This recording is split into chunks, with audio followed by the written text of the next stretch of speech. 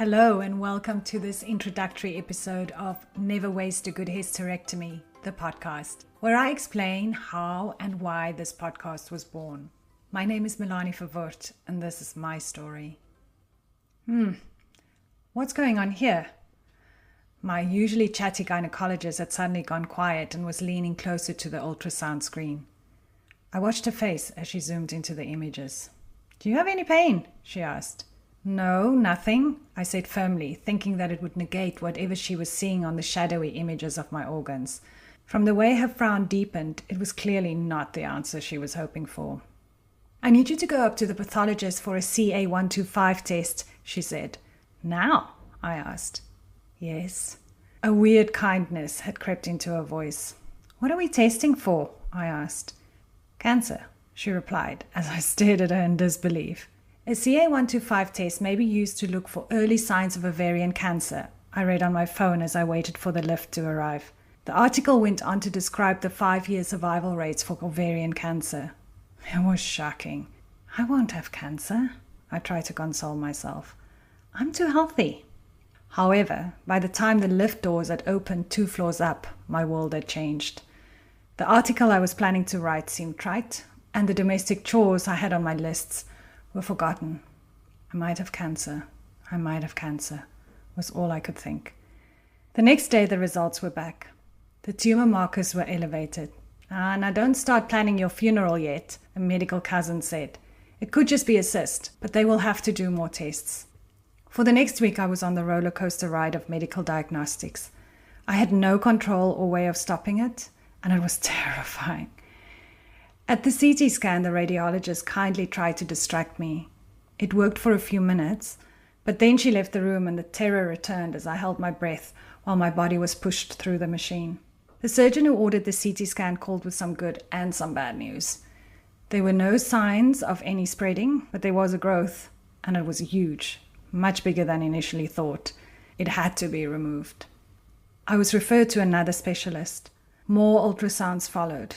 And this time the news was worse. "I'm not sure, but I think there's a second tumor, and I can also see some free-flowing fluid. We don't like to see that," he said as he pointed to the dark images on the ultrasound. "You need to go and see a gynaecological oncologist, and it better be the best one in town." Sitting across from the doctor, I felt nauseous with panic. Things had now moved from "I might have cancer" to "I most probably have cancer." "I really want to live to see my grandchildren," was all I could think as I sobbed while driving home. The next day I saw the gynaecological oncologist. "Look, I'm usually very mind over matter, but I really feel like my dog when there's a thunderstorm," I said to him. "I'm frantically trying to find a place to hide to make this go away, but everywhere I go it's still there."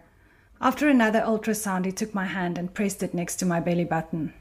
And there it was, the thing that had quietly grown in me during the last 12 months, because there had been no sign of any abnormality during my previous gynecological visit. The specialist gently explained my options, but also did not mince his words. The chance of the growth being cancerous was at least 70%. It had to come out, and soon. 2 days later, he held my hand as the general anesthetic took effect, and 90 minutes later, he again squeezed my hand as he assured me that all had gone well. He had taken out the growth, all 9 centimeters in diameter and 200 grams of it. I was now also without a cervix, ovary, uterus, and omentum. The final verdict on whether it was cancer would take a few days. 2 days later he called, and I could finally give the longest exhale in human history. The growth was rare, but totally benign. I would live to see my grandchildren after all. It is now 18 months since a radical hysterectomy was performed on me. After 3 weeks, I was signed off by the surgeon. From a medical or surgical point of view, it was all over. Except it wasn't. It had only really started. The recovery was messy, confusing, and scary. I had not anticipated, nor was I warned about how exhausting and lengthy the physical recovery process would be. I was not prepared for the bloating, which lasted months. The painful bladder function, also months. The constipation, luckily only a few days.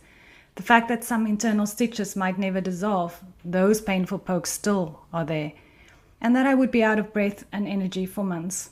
I was also not prepared for the emotional roller coaster that followed the surgery, not only because of the hormonal changes, but also because I had to build a new relationship with myself and my body.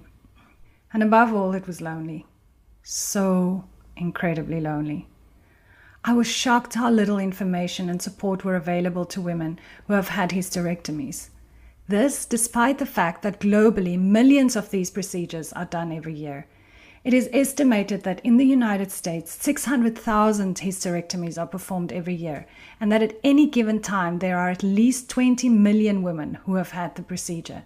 In India, 700,000 women have this procedure every year, and in the EU about 1.6 million. It is estimated that 1 out of every 5 women in the world would have had a hysterectomy by the age of 55. Yet, there is far too often a cloak of silence around this procedure. In the year following my surgery, I decided to write a book about my journey under the title Never Waste A Good Hysterectomy. I joined a few support groups online, and it quickly became apparent that women were desperate for information about what was done to them and how to deal with the recovery process. So, the idea of this podcast was born. Never Waste a Good Hysterectomy, the podcast is aimed at women who have either had a hysterectomy or is thinking of one. It is meant to break the cycle of silence and shame that women often experience around hysterectomies. It aims to inform and possibly also entertain. So please join me as I discuss with specialists and experts the confusing medical terminology, the physical and emotional recovery process, and when to seek help.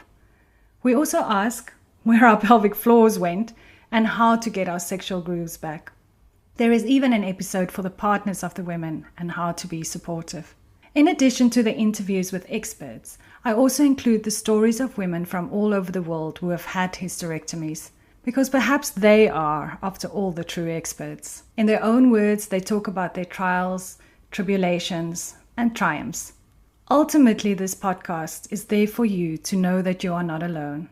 It is a way of holding your hand through your journey so that you can remain strong and brave, because surely all women deserve at least that.